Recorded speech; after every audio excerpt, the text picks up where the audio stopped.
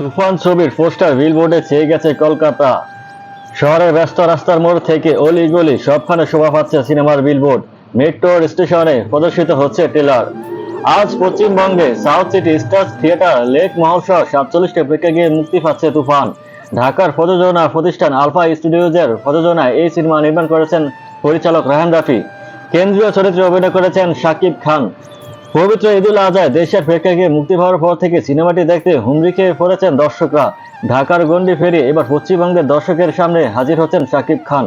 ভারতে মুক্তিকে ঘিরে ভারতীয় সংবাদ মাধ্যমে শিরোনামে এসেছে তুফান।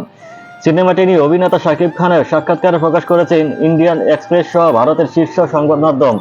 বলিউডের জনপ্রিয় চলচ্চিত্র সমালোচক তরুণ আদর্শ ঢাকার এই সিনেমাকে নিয়ে ফেসবুকে লেখালেখি করেছেন। সিনেমার প্রচারের অংশ নিতে বুধবার কলকাতায় গেছেন শাকিব খান, প্রযোজক শাহরিয়ার শাকিল ও পরিচালক রায়হান রাফি।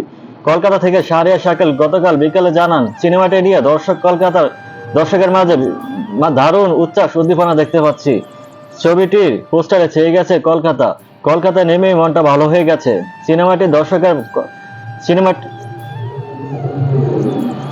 সম্পর্কে কলকাতার মানুষ ইতিমধ্যে জেনে গেছেন।